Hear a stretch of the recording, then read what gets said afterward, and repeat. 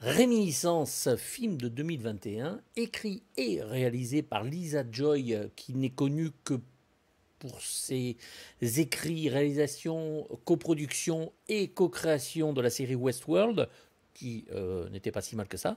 Là, c'est son premier film avec Hugh Jackman, Rebecca Ferguson, magnifique, que l'on a pu voir aussi dans les Missions Impossibles, Rogue Nation et Fallout. Vous avez aussi Tandy Newton, qui vient aussi de Westworld, qui a fait pléthore de films et qui est toujours très bien impeccable quand on lui donne un beau rôle. Et Cliff Curtis, qu'on a vu en second couteau un peu partout, voilà, dans des films plus ou moins intéressants. Là, pour ce film-là, qui est un film de science-fiction, anticipation, vous avez la possibilité de vivre dans vos souvenirs, puisque le monde entier a été en partie immergé par les eaux. Là, ça se passe à Miami. Vous avez les nantis qui vivent sur la terre avec des barrages, voilà, pour empêcher l'eau qui arrive, et ben, le bas peuple, nous autres, sommes condamnés à vivre dans une ville très humidifiée. On ne peut pas vivre le jour, on ne vit que la nuit parce que le jour il fait trop chaud.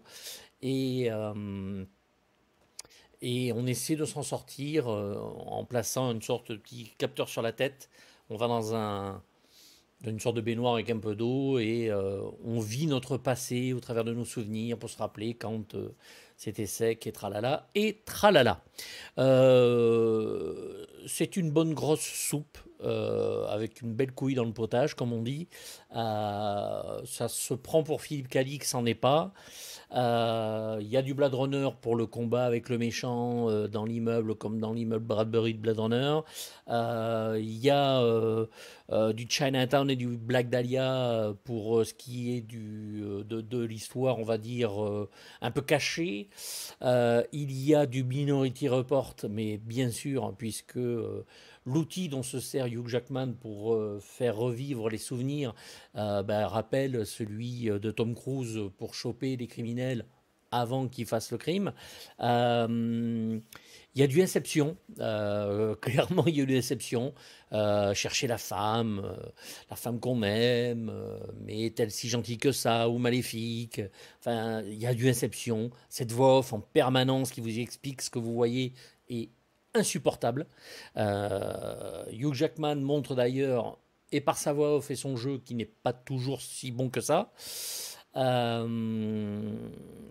voilà, il y a même une poursuite à la Jason Bourne, ratée, sans rythme. Enfin, toutes les scènes d'action sont complètement ratées. C'est vraiment très très mou. Le film fait 116 minutes. Moi, je m'y suis fait chier. Voilà, c'est une sorte de polar noir mélangé avec de la SF et tout ça. La soupe ne prend jamais. C'est vraiment indigent. C'est ce que fait malheureusement Hollywood de plus en plus aujourd'hui.